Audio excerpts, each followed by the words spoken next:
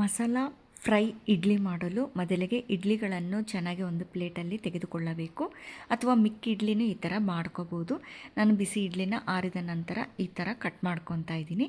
ನಿಮ್ಗೆ ಯಾವ ಸೈಜಲ್ಲಿ ಬೇಕೋ ಆ ಸೈಜು ಕಟ್ ಮಾಡ್ಕೋಬೋದು. ಈ ಥರ ಎಲ್ಲ ಕಟ್ ಮಾಡ್ಕೊಂಡ ನಂತರ ಇದು ತುಂಬ ಹಸಿ ಇರುತ್ತೆ, ಡ್ರೈ ಆಗಲು ನಾನು ಫ್ರಿಜ್ಜಲ್ಲಿ 1 ದಿನ ಇಡ್ತಾ ಇದ್ದೇನೆ. ಈ ಥರ ಮಾಡಲಿಲ್ಲ ಅಂದರೆ ನಾವು ಎಣ್ಣೆಲಿ ಫ್ರೈ ಮಾಡಿದಾಗ ತುಂಬ ಎಣ್ಣೆ ಹಿಡಿಯುತ್ತೆ. ಇವಾಗ ಇದು ಚೆನ್ನಾಗಿ 1 ದಿನ ಆದ ನಂತರ ಒಂದು ಕಡೆ ಡ್ರೈ ಆಗಿರುತ್ತೆ, ಸ್ವಲ್ಪ ಮೆತ್ತಗಿರುತ್ತೆ. ಎಣ್ಣೆ ತುಂಬ ಚೆನ್ನಾಗಿ ಕಾದಿರಬೇಕು. ಎಲ್ಲ ಇಡ್ಲಿಗಳನ್ನು ಇದರಲ್ಲಿ ಆ್ಯಡ್ ಮಾಡ್ತಾ ಹೋಗಬೇಕು. ಇವಾಗ ಇದಕ್ಕೆ 1-2 ನಿಮಿಷ ಅದನ್ನು ಯಾವುದೇ ರೀತಿ ಟಚ್ ಮಾಡಬಾರ್ದು. ಅದಾದ ನಂತರ ಸ್ವಲ್ಪ ಈ ಥರ ಕಲಿಸ್ತಾ ಹೋಗಬೇಕು, ಒಂದಕ್ಕೊಂದು ಅಂಟ್ಕೊಂಡಿರುತ್ತಲ್ವ.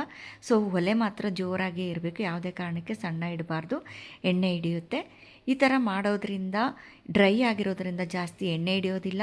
ತುಂಬ ಡ್ರೈ ಆಗಿಬಿಟ್ರೆ ತುಂಬ ಕಟಿ ಆಗಿಬಿಡುತ್ತೆ. ಸೊ ಮೆತ್ತಗೆ ಮತ್ತು ಕ್ರಿಸ್ಪಿ ಆದಂತಹ ಈ ಇಡ್ಲಿನ ಈ ಥರ ಫ್ರೈ ಮಾಡಿ ತಿನ್ನೋದ್ರಿಂದ ಸ್ನ್ಯಾಕ್ಸಿಗೆ ತುಂಬ ಟೇಸ್ಟಾಗಿರುತ್ತೆ.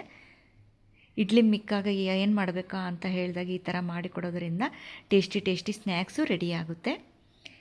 ಇವಾಗ ಕಂದು ಬಣ್ಣ ಬಂದಿದೆ, ಚೆನ್ನಾಗೆಲ್ಲ ಫ್ರೈ ಆಗಿದೆ. ಇದನ್ನು ನಾನಿವಾಗ ಒಂದು ತಟ್ಟೆಗೆ ತೊಗೊತಾ ಇದ್ದೀನಿ. ಇದನ್ನು ಚೆನ್ನಾಗಿ ಎಣ್ಣೆ ಇಳಿಸ್ಕೋಬೇಕು. ಬರೀ ಈ ಥರ ರೌಂಡಾಗಿ ಇರಬಾರ್ದು, ಸ್ವಲ್ಪ ಬಗ್ಗಿಸಿದ್ರೆ ಸ್ವಲ್ಪ ಇಳಿಜಾರಾಗಿಬಿಟ್ಟು ಎಣ್ಣೆ ಎಲ್ಲ ಚೆನ್ನಾಗಿ ಇಳಿಯುತ್ತೆ. ಇವಾಗ ಇದಕ್ಕೆ ಸ್ವಲ್ಪ ಪೆಪ್ಪರ್ ಪೌಡರ್ ಅಥವಾ ರೆಡಿದಾದರೂ ಇರ್ಬೋದು, ಪೆಪ್ಪರ್ನ ಹುರಿದು ಸ್ವಲ್ಪ ಆರಿದ ನಂತರ ಪುಡಿ ಮಾಡಿ ಇಟ್ಕೊಂಡಿರ್ಬೋದು. ಇದಕ್ಕೆ ಉಪ್ಪು, ಖಾರ, ಚಾಟ್ ಮಸಾಲ, ಪೆಪ್ಪರ್ ಪೌಡರು ಮತ್ತು ಕಡಲೆನ ಮಿಕ್ಸಿ ಮಾಡಿ ಇಟ್ಕೊಂಡಿರುವಂಥ ಹುರ್ಗಡ್ಲೆ ಪುಡಿ ಎಲ್ಲವುದನ್ನು ಚೆನ್ನಾಗಿ ಹಾಕಿ ಮಿಕ್ಸ್ ಮಾಡಬೇಕು. ಯಾವುದೇ ರೀತಿ ಎಣ್ಣೆ, ಉಪ್ಪು, ಖಾರ ಎಲ್ಲ ಚೆನ್ನಾಗಿ ಮಿಕ್ಸ್ ಆಗಬೇಕು. ಕಲಿಸೋದ್ರಿಂದ ಚೆನ್ನಾಗಿ ಟೇಸ್ಟಿ ಆಗಿರುತ್ತೆ, ಕ್ರಿಸ್ಪಿ ಆಗಿರುತ್ತೆ.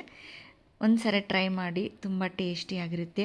ಅನ್ನದ ಜೊತೆಗೆ ನಂಚ್ಕೊಂಡು ತಿನ್ನೋಕ್ಕೂ ಚೆನ್ನಾಗಿರುತ್ತೆ, ಸ್ನ್ಯಾಕ್ಸ್ದಾಗಿ ಬಳಸ್ಕೊಳ್ಳೋಕ್ಕೂ ಚೆನ್ನಾಗಿರುತ್ತೆ. ಇದರ ಜೊತೆಗೆ ಸಾಸ್ ಹಚ್ಕೊಂಡು ಕಾಂಬಿನೇಷನ್ ಮಾಡಿಕೊಂಡು ತಿಂದರೆ ರೆಡಿ ಟು ಈಟ್.